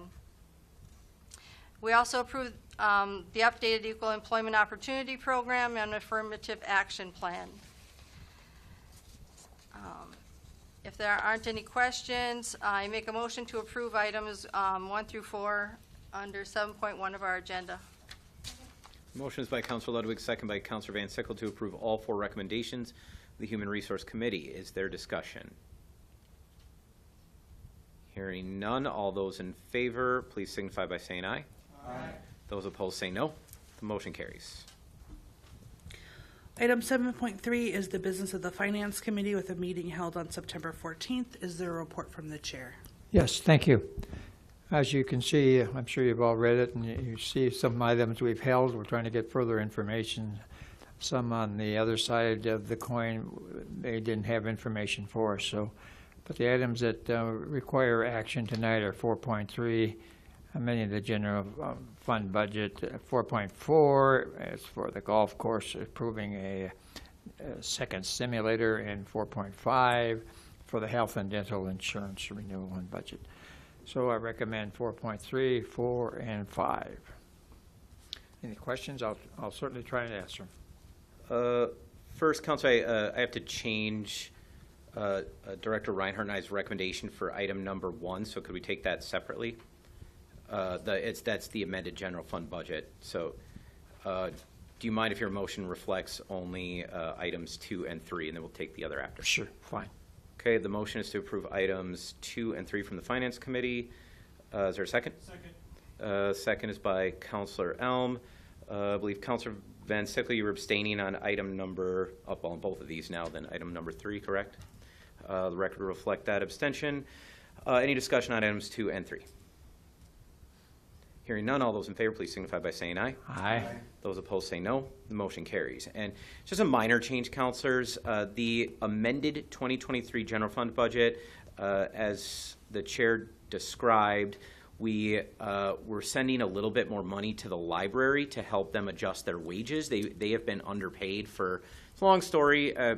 We covered it at the Finance Committee. They've been underpaid for about 10 years. We finally corrected that in July, and they are being paid correctly and fairly now, similar to their counterparts in similar city positions. That's what we mean by fair. However, they would be, their budget did not account for that change. We have to send them more money. So we originally recommended 30, we have a contingency in the general fund of 30,000. They need 40,000. Director Reinhardt originally recommended an additional 10,000 from the police grant fund, but he's feeling a little less sure about that fund. So him and I together are recommending that you merely transfer 40,000 using only 30,000 from the contingency. That just the general fund as a whole can, at this point in the year, can easily handle the extra 10,000. Hope that wasn't too confusing. I felt confused as I was saying it. That is our recommendation. What is your pleasure? Motion to approve. Motion by Councilor Moffitt, second by Councilor Elm, to transfer to amend the general fund budget to transfer $40,000 additional to the library fund and to reduce the contingency by $30,000. Is there a discussion? Councilor Sweeney, your light is still on. Do you have a question? Oh, I'm sorry. Is there any discussion? Seeing none, all those in favor, please signify by saying aye. Aye. Those opposed say no. The motion carries. Thank you, councilors. Item 7.4 is the business of the Public Safety Committee with a meeting held on September 21st. No is there a report report from the chair? No report. Nope. Okay. All right. Moving on to item 8.1.1 is the Plan Commission with a meeting held on September 20th. Is there a report from the chair? Only briefly, you see the business before you, councilors. 2 new small business grant applications and the vacation of a unimproved alley near Central Avenue that would just make 2 parcels owned by the same person contiguous. We are, however, going to be reviewing, I believe not at the next meeting, but the one after, the general status of our small business grant program. We do that at pretty much quarterly now, and so we always make some tweaks or changes to that. So if that program interests you, as always, I invite you to attend. My recommendation is you approve all 3 of the Plan Commission's recommendations. So moved. Second. The motion is by Councilor Fennessy, the second by Councilor Herrick. Is there discussion? Hearing none, all those in favor, please signify by saying aye. Aye. Those opposed say no. Motion carries. All right. At this time, are there any other committee or commission reports? Okay. Moving on to new business, item 10.1. I am recommending approval of miscellaneous licenses. The motion is by Councilor Johnson, second by Councilor Moffitt. Is there discussion? Hearing none, all those in favor, please signify by saying aye. Aye. Those opposed say no. Motion carries. Item 10.2, Planning, Economic Development, and Port Director Cirque recommends approval of a resolution introduced by the Community Development Division to set a public hearing for the 2024 Community Development Block Grant Action Plan. Motion is by Councilor Elm, second by Councilor Ledeen. Who made the second? Councilor Herrick made the second. Is there discussion? Hearing none, all those in favor, please signify by saying aye. Aye. Those opposed say no. Motion carries.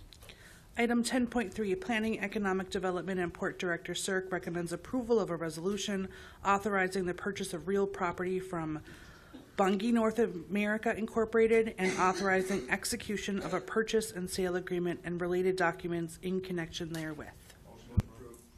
Motion is by Councilor Fennessy, second by Councilor Ledeen. Is there discussion? Councilor Herrick. Yeah, just a question. I understand that this purchase, that a lot of the land is under the water. So is that correct? And I guess my question is, I know a lot of times if you go to like interstate lakes, if your land ends up in the water, you lose it. So can we really claim this land that's under the water? Or? That's actually a very interesting question. How long do we have? 1 minute. 1 minute? Oh, thanks, Mayor. Very complicated. City was platted many years ago, much like Chicago. It platted lands into the water. These lands were given parcel numbers. These lands were given legal descriptions and deeds. So yes, for future filling potentially, for expansion, things of that nature. In this case, and in many cases throughout the port, it didn't happen that way. And you see these kind of relic properties that go with properties that are actually upland. So that's why you see this there. Now, the other 30 seconds. Technically, ownership of that bed is by the state. Ownership of the upland is owned by the city or by the corporation. So there'll be some land leases that we'll have to enter into with the state, which is not a huge deal, but we'll have to do that if we go forward with this. We have other ones. Just about every dock in the city has a land lease with the state for waters underneath the piers, more or less. So that's the short explanation. All right. Councilor Herrick. All right, thank you. Councilor Van Sickle. Thanks, Chair. I just wanted to say this has been in motion for some time, and I just wanted to recognize Director Kadat, who's put a lot of work into this acquisition. And this is kind of a funny water access, but it's a major point for recreation, particularly in the winter. And we sort of already maintain it, and this acquisition is extraordinary, so thank you. Councilors, if you have a canoe or kayak, I recommend you go out to this landing. It'd be tough with anything other than a canoe or kayak. It's pretty shallow water, but it's a pretty remarkable landing, a pretty remarkable little place to paddle. Kind of a big place. Thank you. I don't know if you wanted to mention just a note about the DNR grant. The city has applied for a DNR grant to cover not only the cost of purchase of this property, but some substantial improvements as well. They would be ecological improvements, but we don't know the status of that grant yet. The department heads and I recommend this purchase outright anyways, that it is still in the best interest of the city to own this property and to provide some long-term development. It's a pretty special water access. And if I may add, and I don't want to speak for Councilor Gadat at all, but I know she has a plan. If we go through with this to get some pretty in-depth public comment or public input on what kind of they would like to see on this site as well. So, Director Kadat, anything to add? Only thing to update is because that grant hasn't been approved as at this time, if we move forward with the purchase, that would not be eligible for the acquisition, but we could modify it. So as Director Cirque mentioned, yes, that is also the public engagement piece that we're hoping to have funded through the EPA grant. Further discussion? Hearing none, all those in favor of the purchase of the property, please signify by saying aye. Aye. Those opposed say no. Motion carries. Item 10.4, Planning, Economic Development, and Port Director Cirque is recommending approval of a Superior Housing Authority's request to partially release an easement granted to the City of Superior for the purposes of financing its Catlin Courts apartment rehabilitation project. We have staff here from the Housing Authority, Director Pam Benson and Housing Authority's attorney, Parrish Jones, are here. Do either of you need to address the council on this? I don't feel it necessary, but if the council has any questions about it, I view it as pretty routine. It's part of our larger $20 million redevelopment and improvement, and it's necessary to vacate or eliminate this easement. Hi, my name is Sarah Beck. I'm on with Bear Development. I'm their development partner on the. Just a moment, Miss. Just a moment. Oh, yep. Beck. I'll speak into the speaker so everyone can hear me. You have to hit Mr. Jones, hit the button with the pink arrow. Okay. We view this as a pretty routine easement vacation. It's part of the Housing Authority's larger $20 million redevelopment. I think some of you are aware that the Housing Authority is converting from Section 9 to Section 8. I don't want to bore you with the minutia of that, but it's intended to remodel all of the Housing Authority's units, and this is one of the first steps. It's a very large development or a very large remodel. And as a condition of refinancing and getting these tax credits, which are crucial and essential to make this project actually go, we need to vacate this small easement. It won't prevent anyone from accessing the park or impede anyone's ability to do anything the same as they've always done in that area. It's just necessary for the financing to occur, and this is set to close on October 11th. I can answer questions if you like. Again, we have the executive director from the Housing Authority, and we have Ms. Beck from Bear Development, who is the developer on this. I'll entertain questions now, if necessary, unless there is a motion to approve or any other motion. Motion to approve. Second. Motion is by Councilor Fenix, second by Councilor Moffett. Councilor Ledeen. Yes, I would like to know what the difference between Section 8 and Section 9 housing is, and I mean, just a brief description or go into the minutiae. Mr. Jones, since you're in the room, are you able to answer? I can try. I just wonder whether Ms. Benson's more qualified. Ms. Benson, I hate to put you on the spot. If you don't feel comfortable, I can try my best at explaining the differences. Director Benson. No, I absolutely can. The difference between Section 9 and Section 8 is Section 9 is public housing and Section 8 is Section 8. So basically, public housing is people will pay 30% of their income. Section 8 is a different arm of HUD. And it's, to some degree, it's more in Congress, it's funded more favorably. And that's why, everybody is kind of shifting to that favorable funding source. But the regulations are pretty much the same. Does it expand the pool of applicants from Section 9 to Section 8? No, it really is about the same pool. It's all income based. Really is looking at the funding source. The funding source, public housing, as I think, as we look through Congress and the negativity that comes with public housing. Section 8, because it is, it's more of a landlord-based type, private-based funding source. And we look at, it's been more popular in the political realm. And it's been funded more successfully. And the Housing Authority is the landlord then? Is that what we're saying for Section 8 housing? Yes, we're the landlord. Okay. And I can we still own the properties.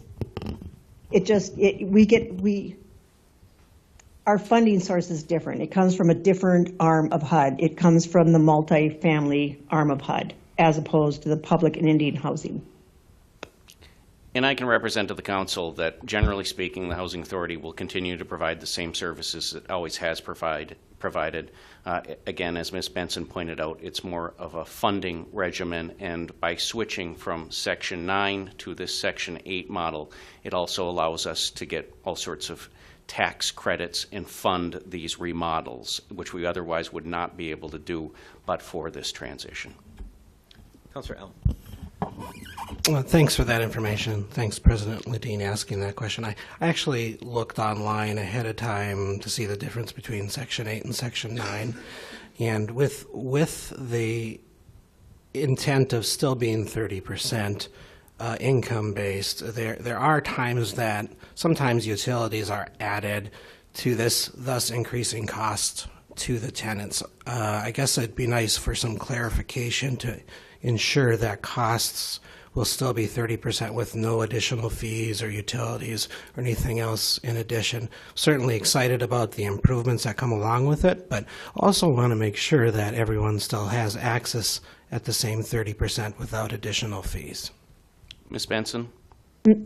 Yeah, that is correct. So when they talk about 30% of their income, that's called total tenant payment. It's 30% of their income. And then what HUD comes through, and whether it's public housing or a Section 8 platform, they have 30% of their income is total tenant payment. And then in the event that they do have to pay utilities, we have to come up with a fair utility allowance. And we have to look at our area and what the utility costs are, and we have to come up with a utility allowance, based on if the unit has been upgraded with a new furnace, new plumbing and that type of thing. And we have to come up with, based on the utility allowances with our area, and there's different things we have to come up with. We have to do a utility study, and we have to look at what tenants are actually paying. And we get their utility allowances and what they're actually paying, and we come up with an average utility allowance based on the type of structure, the unit size, and then we look at their total tenant payment and we subtract that from the average bedroom size, and then that's what the utility allowance that they get. And so if someone's very conservative with their utility allowance, we subtract that from what they actually pay. And some people actually get a payment from us, and it's called a UAP. And so we pay them every month for their utilities that they pay. Thanks. Councilor Vancic. Thank you, Chair. The project that you're working with Fair Development, is that a RAD conversion? Yeah, it's part of the... Yes, it is. Thank you. And as a part of this redevelopment, so I understand our easement was probably granted in the first place because it gave access to the city to build a public park there, Veterans Park. Is that correct? That is Veterans Park, yes. Okay. So you mentioned that no access, no services would change. Is that a parking lot that we currently plow? And is there a plan to maintain it in the future? And I ask that question because as a council, when it's heavy snow, we get a lot of complaints about plowing not happening and whose responsibility. And I know that it just depends, excuse me. So I guess I'm just wondering, is there a plan to keep it parking, to keep it public? What is it going to be redeveloped? And if this is a RAD conversion, and I have a little experience with RAD conversions at the Housing Authority, how can we be sure that this is not displacing people in a way that we have experience with RAD developments displacing them? I can't speak to the snow issue. I believe the city does maintain and plow that, and I believe that it was expected to continue, but after I'm finished, I'll okay, let... we can confirm that with Director Janigo. Why don't you finish answering the rest of the question, Mr. Jones, and then I'll speak to the plowing. And certainly there will continue to be the same access and the same ability for the public in the city to access that park. And as far as plowing, I'm not aware of any agreement by the city to clear that parking lot right now. We clear it because we hold an easement on it, and it's our parking lot. So we would need a new agreement if we were going to clear that, but I can't imagine we would do that. The Housing Authority generally handles its own property, and we would expect them to do that. And the Housing Authority will continue to clear our spots there. And from what I remember about the easement, the few parking spots that are there are residents, and we will continue to do that. The complaints always that go back and forth is not the fact that the housing authority is not doing their part, nor that the city is not doing their part. I think that, and Mayor Payne can also speak to this, as the city council can do that, is people get anxious about being able to get out, and they need to get out to their jobs. And people want to get out right now, and we always can't get out there as fast as they want us to do that. And we all do our best to respond as quickly as we can. It's not always on their time frame, but we get out there as soon as we can and as safe as we can for the public. Thank you. And can you speak to any potential displacements that residents might experience and what that looks like? These are the residents that we represent, so I don't want to be a part of a traumatic displacement that the Housing Authority hasn't disclosed. So how can we be sure that this is not going to lead to that?